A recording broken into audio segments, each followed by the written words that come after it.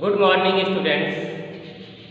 Today I will discuss about the chapter 13, and you know that this chapter is related to physics part of your science. The chapter 13 is sound. Students, we hear sound from various sources in our daily life, such as sound generated from moving vehicle or transport, sound generated from television, sound generated from music system, machine, musical instrument, sound of human being, sound of birds, sound of air. So there are different types of sound which are produced in our daily life, and we hear different types of sound every day. But here the question that what will be the definition of sound? So we can say sound is a form of energy. It means you have read about the different types of energy, such as kinetic energy, heat energy, static energy, chemical energy, electrical energy. There are different types of energy. So sound is also a type of energy. Then what will be the definition of sound? So we can say, or we can define the sound that sound is a form of energy which produces a sensation of hearing in our ears. Means sound is also a type of energy which produces a sensation of hearing in our ear. Means जो हम अपने year से sound सुनते हैं, एक सेंटेशन के through ही उसको identify करते हैं, और आइडेंटिफाई करने के बाद कोडर और डिकोडर, मतलब you know that sound is a form of energy. तो जब हम किसी भी लैंग्वेज में कम्युनिकेट करते हैं किसी को, तो जब तक हम साउंड को आइडेंटिफाई न कर ले या प्रॉपरली सुन न ले, तब तक हम सामने वाले के क्वेश्चन का आंसर नहीं दे सकते। So there are different type of musical instrument which produces different types of sound, such as harmonium, tabla, guitar, sitar, veena, iktar. So how the sound is produced? It is the are about the definition of sound, but here the question that how the sound is produced. So sound is produced by vibration made by a vibrating body. मतलब sound produce होगी vibration के form में किसी भी vibrating body, या फिर कोई भी ऐसी बॉडी है जो वाइब्रेट करेगी, वही साउंड को जनरेट करेगी। जिसमें ज़्यादा वाइब्रेशन होंगे जिस बॉडी में, उसकी साउंड उतनी ही अच्छी होगी या ज़्यादा होगी, और वाइब्रेशन नहीं है तो साउंड उतना ही कम होगा। जैसे आप हारमोनियम या फिर कीबोर्ड को देखते हैं कि जैसे ही हम प्ले करते हैं, तो हारमोनियम से जो हम उसकी धौकनी या फिर जैसे ही उसको चलाते हैं, तो inside the harmonium there is air, और एयर के थ्रू साउंड जनरेट होना स्टार्ट होती है या फिर वाइब्रेशन स्टार्ट हो जाते हैं। सो वाइब्रेशंस के फॉर्म या फिर हाउ साउंड इज प्रोड्यूस को हम एक्टिविटी के मोड से समझने का प्रयास करेंगे। So sound is produced by a vibrating body. In this topic we have to study about the activity 13.1. In this activity, we take an utensils and hang this utensils with a vase. But there will be condition कि utensil को किसी वाल से या फिर किसी भी जगह पे मतलब टच नहीं होना चाहिए। इसको इस तरह से हैंग कराएंगे, जैसे आप फैन के हुक में देख रहे हैं, वहाँ पे आप यूटेंसिल्स को हैंग करा सकते हैं। जैसे कोई प्लेट हो गया फिर या हैंडल वाला कोई भी यूटेंसिल्स होंगे। अब इसके बाद जब हम स्प्रिंग से सपोज दैट जब प्लेट को आपने हैंग करा लिया किसी भी बेस से, और हैंग कराने के बाद जब हम इससे स्पून से बीट करते हैं यहाँ, तो जैसे ही बीट करेंगे सपोज दैट यहाँ हमने बीट किया तो there is formation of vibration.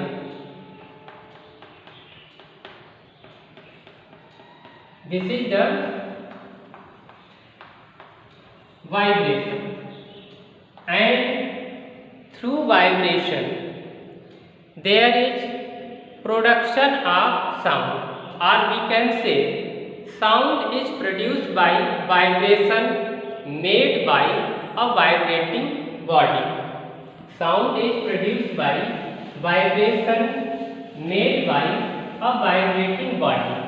So in this activity you have seen the metal plate is a vibrating body which produce vibration, and after vibration we can hear the sound. The best example of vibration is bell of temple or bell of school.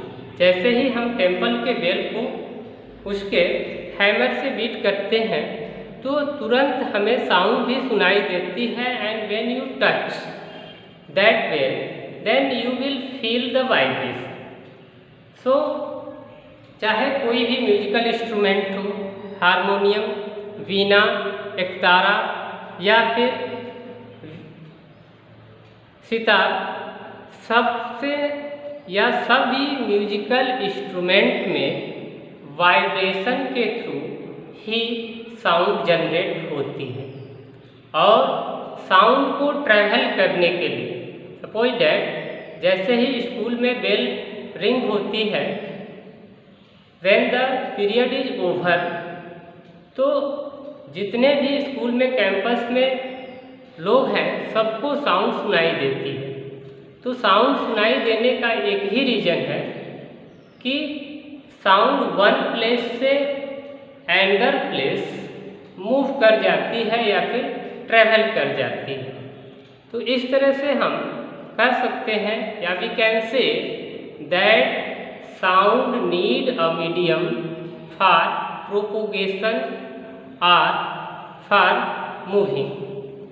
So there are three types of medium. One is solid, second is liquid and third is gas.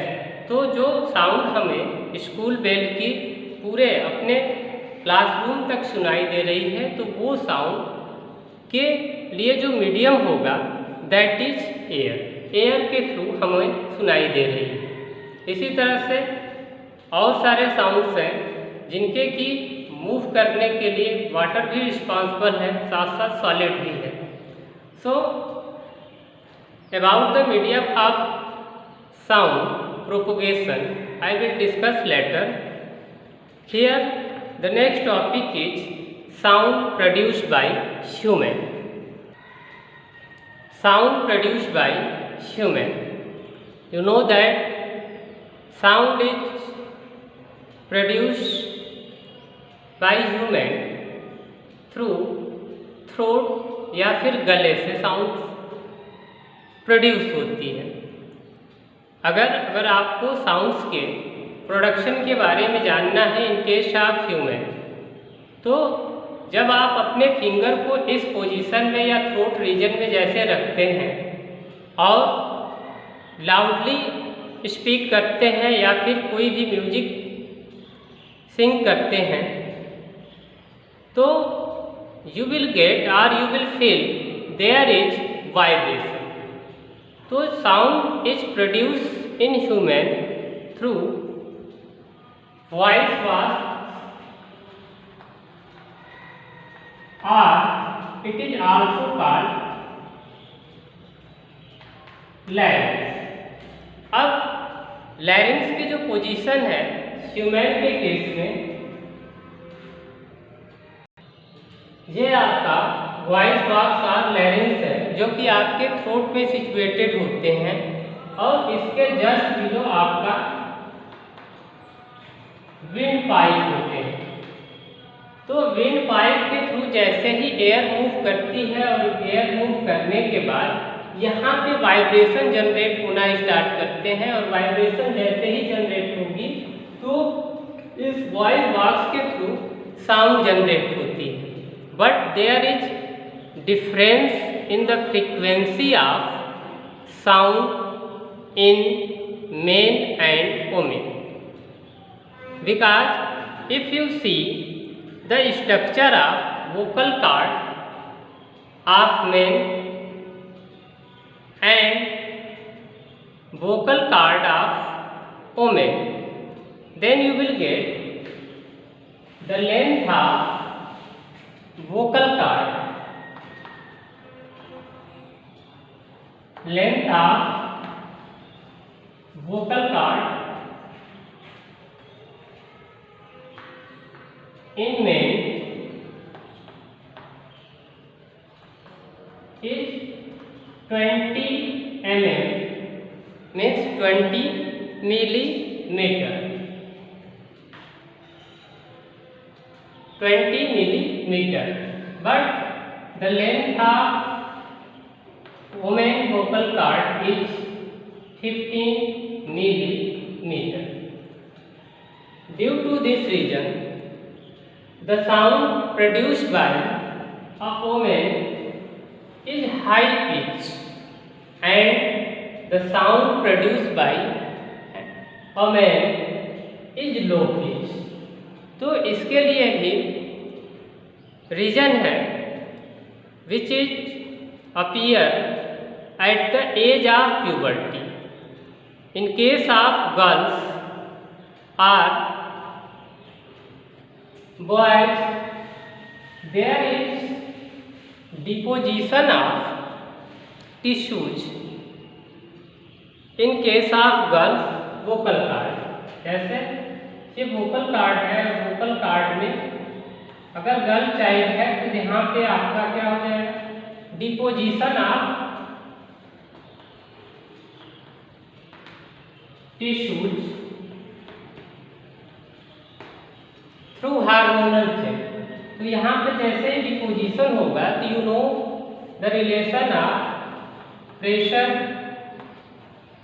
Equal to force upon area. Here you see that the area is less due to the deposition of tissue. तो जब area आपका less होगा तो definitely क्या होगा, pressure increase कर जाएगा। तो जो उनकी वॉइस होगी गर्ल चाइल्ड की वो हाई पिच होगी। But in the case of voice यहाँ पे टिश्यूज क्या होते हैं, कोई डिपोजिशन टिश्यूज का नहीं होता है, बल्कि क्या और मेल्ट करके और ब्रॉड हो जाता है। तो उनके थ्रोट में एडम एप्पल का फॉर्मेशन और एडम एप्पल में इनलार्जमेंट हो जाता है, जिसके थ्रू जो एरिया होगा वॉइस के केस में ये इंक्रीज हो जाएगा और प्रेशर तब डिक्रीज होगा और जो साउंड होगी वो लो पिच हो जाएगी। तो it is are about the sound produced by human. Thank you.